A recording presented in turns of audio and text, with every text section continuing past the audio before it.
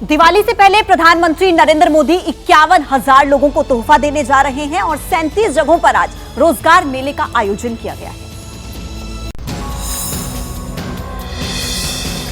प्रधानमंत्री मोदी आज दोपहर 1 बजे वीडियो कॉन्फ्रेंसिंग के जरिए नवनियुक्त कर्मियों को 51,000 से ज्यादा नियुक्ति पत्र वितरित करेंगे। इस अवसर पर प्रधानमंत्री का संबोधन भी होगा। ये सभी नौकरियां केंद्र और राज्य सरकारों के विभाग में दी जानी है।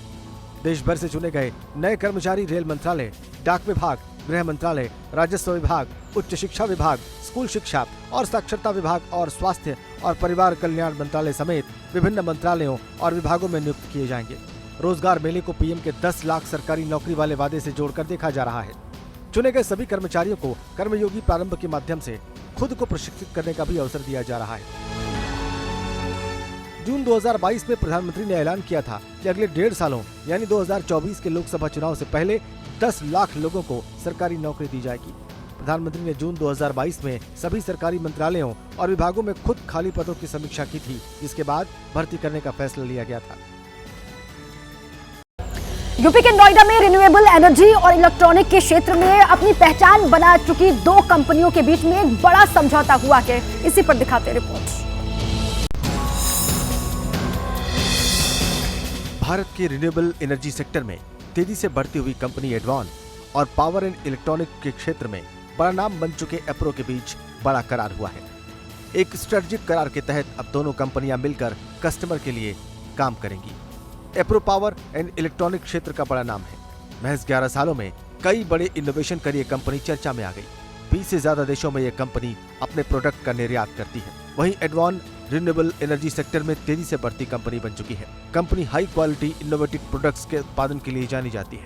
महज कुछ ही समय में कंपनी ने सेल्स और मार्केटिंग में अलग पहचान बना ली है। एडवान पिछले 2.5 साल से चैनल में काम कर रही है और बहुत अच्छा काम कर रही है। R&D पर जितना खर्चा एप्रो करती है शायद ही कोई कंपनी इस फील्ड में काम करती है। उस टेक्नोलॉजी के लिए हमने ये अलायंस किया है। वहीं एप्रो कंपनी के फाउंडर का कहना है कि एडवान के साथ मिलकर वो अपने प्रोडक्ट की रीच कस्टमर तक पहुंचाने वाले हैं। हमने यही सोचकर एडवान के साथ पार्टनरशिप की है कि एडवान क्योंकि sales and marketing focus company है तो प्रोडक्ट की रीच मार्केट तक बढ़ाएगी।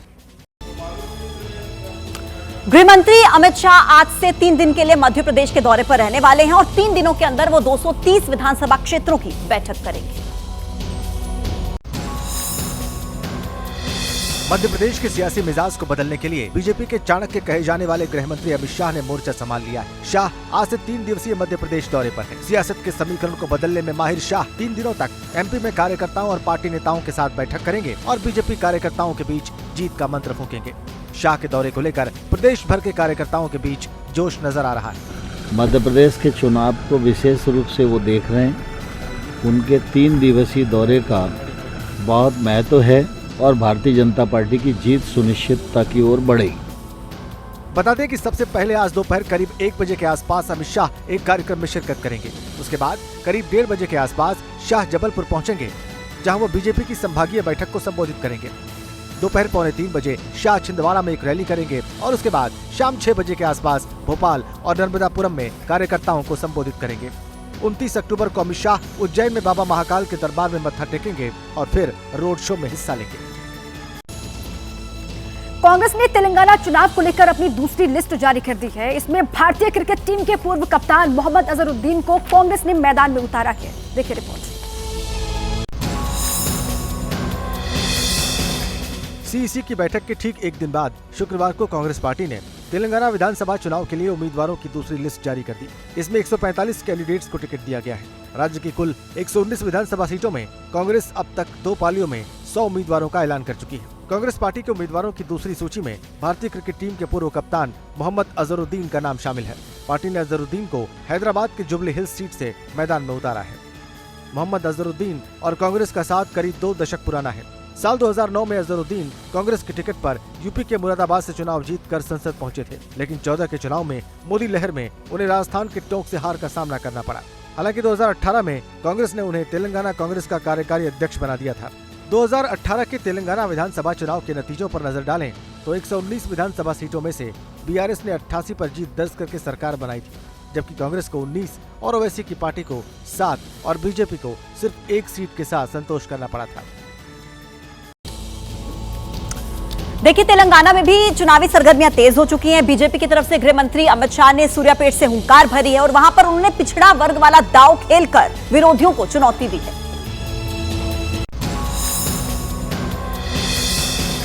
तेलंगाना में लड़ाई त्रिकोणीय है।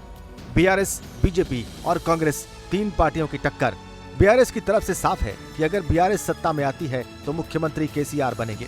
बाकी की दोनों पार्टियों के मुख्यमंत्री चेहरे के बारे में सिर्फ कयास ही लगाए जा रहे थे। इस बीच अब अमित शाह ने एक बड़ा ऐलान कर दिया है।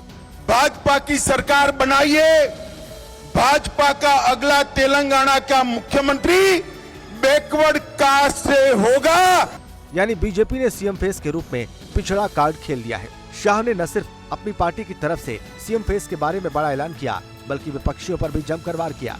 केसीआर केटीआर को मुख्यमंत्री बनाना चाहता है और सोनिया जी राहुल गांधी को प्रधानमंत्री बनाना चाहती है। तेलंगाना को संपूर्ण विकसित राष्ट्र केवल और केवल भारतीय जनता पार्टी नरेंद्र मोदी जी के नेतृत्व में कर सकते हैं।